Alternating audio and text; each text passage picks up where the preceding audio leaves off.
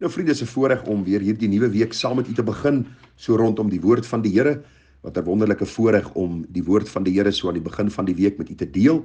Die gebed van my hart is dat die Here vir ons ryklik sal seën. Nou ek wil u vanmôre groet met die woorde van Halleluja lied 513. Daar staan: sien my kom, o Heer, kom tot aan u sy. Was my in u dierbaar bloed, u bloed gestort vir my.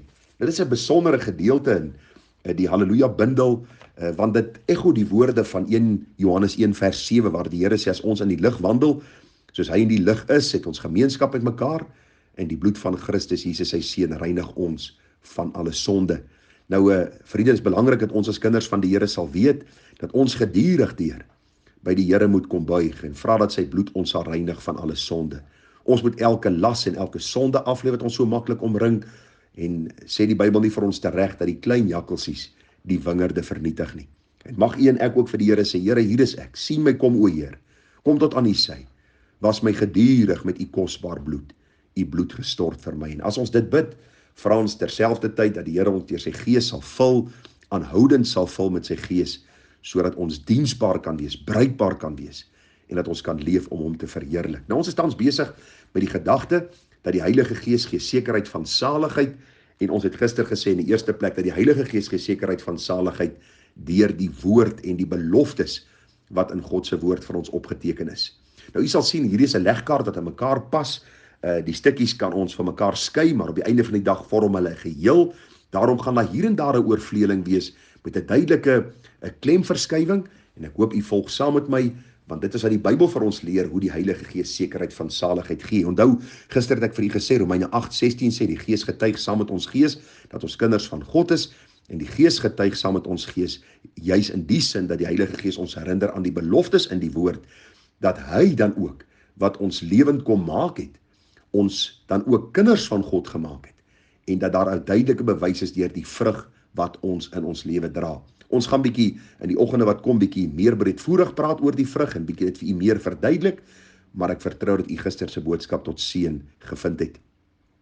Die tweede gedagte, die Gees gee sekerheid deur die verseëling van God se kinders.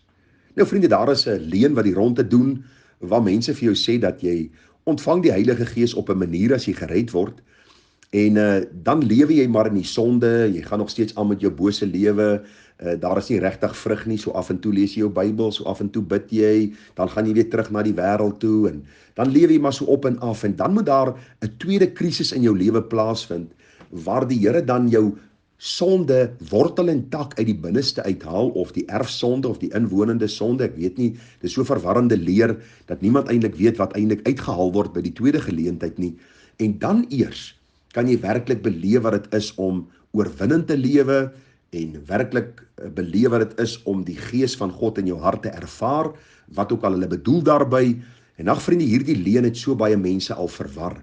Ek wil vir u sê, dat wanneer jy weergebore word, ontvang jy die Heilige Gees in sy volheid, en daar sal onmiddellike, duidelike, blywende, sigbare vrug in jou lewe wees.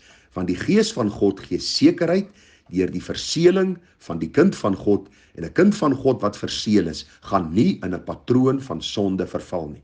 Nou, mense wat hierdie leer voorstaan, is baie lief om na gevalle te verwys, soos Petrus wat die Here verloon het. Vriende, hy het die Here nie verloon vir 6 maande of vir 2 jaar nie.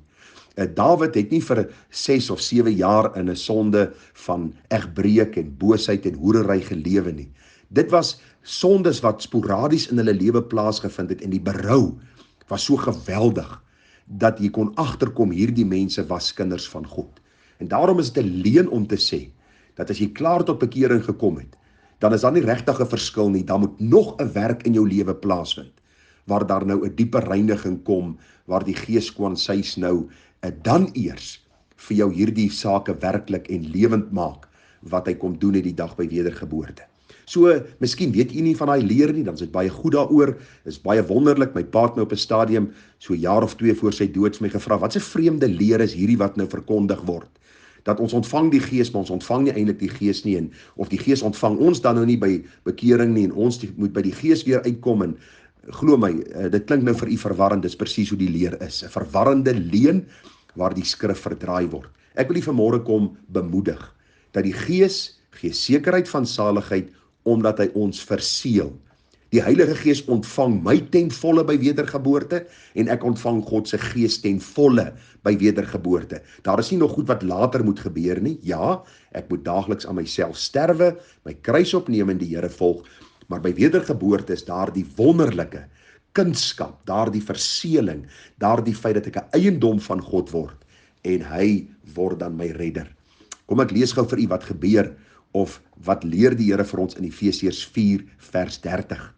Daar staan, en bedroef nie die Heilige Gees van God nie, deur wie julle verseël is tot die dag van verlossing. Die Gees van God verseël ons die dag by wedergeboorte, en hy sal ons bly verseël tot die dag van verlossing, met ander woorde, wanneer ons in die hemel sal wees, en hierdie verseëling, vriende, het 'n baie kosbare betekenis. Ons lees in Ester 8 vers 8 die volgende, daar staan, skryf julle maar, wat die Jode betref, soos julle dit goed vind, uit die naam van die koning, en verseël dit met die seelring van die koning, want 'n geskrif in die naam van die koning geskrywe, en verseël met die seelring van die koning, kan nie herroep word nie. U sal onthou, Ester gaan oor die man Haman, wat die Jode gehaat het, hy het vir Mordegai gehaat, u onthou koning Ahasveros, Ester, die hele pragtige verhaal, hoe die Here dan vir hulle uitkoms gegee het. En hier is 'n baie duidelike gedagte, en die verseël tot die dag van verlossing, Efesiërs 4:30 en Ester 8 vers 8, die verseëling met die seelring van die koning is een en dieselfde gedagte, vriende. Wanneer die koning 'n dokument met sy seelring verseël het, beteken dit dat daardie dokument nie verander kan word nie. Daardie dokument is 'n gewettigde, 'n dokument wat die stempel van die koning dra, en 'n dokument wat nie verander kan word nie. Nou kom die Bybel, en die Bybel sê vir ons dat die Gees soos die hemelse seelring is. Die dag dat ek weergebore word, is amper asof God sy seelring vat en op my lewe inbrand, en sy Gees aan my gee en sê, hierdie een is myne. Hy gaan nie nog myne word by 'n tweede krisis nie. Ek gaan nie meer van hom ontvang later in sy lewe en hy meer van my ontvang nie. Hy ontvang my ten volle en ek ontvang hom ten volle die dag wanneer hy weer gebore word. En dit gee ons sekerheid van saligheid. Want wanneer ons heeltyd moet wag vir 'n volgende krisis of 'n ander proses of iets anders te vriende, is daar altyd twyfel, is daar altyd hierdie gedagte, en wat vir my treffend is in my jare in die bediening, dat mense wat blaatant in sonde lewe, sê vir jou, ag, ek is maar net 'n stout kind van Jesus. En ek sê maar sommer dikwels, man, daardie persoon is glad nie 'n kind van Jesus nie. Want Jesus het nie stout kinders nie. Hy het kinders wat hom soms bedroef, ja, soos Efesiërs 4:30 sê. Maar 'n kind van God wat verseël is deur die Heilige Gees, dra God se seël, dra God se bewys, dra God se waarborg dat hy vir tyd en ewigheid gered is. Ek lees gou vir u nog so 2 of 3 verse wat vir u baie bemoedigend sal wees. 2 Korintiërs 1 vers 21 en 22 sê: Maar hy wat ons saam met julle bevestig in Christus en ons gesalf het, is God, wat ons ook verseël het en die Gees as onderpand in ons harte gegee het. Die dag toe die Here ons kom red, het hy ons verseël. Vir tyd en ewigheid is ons verseël deur die Heilige Gees.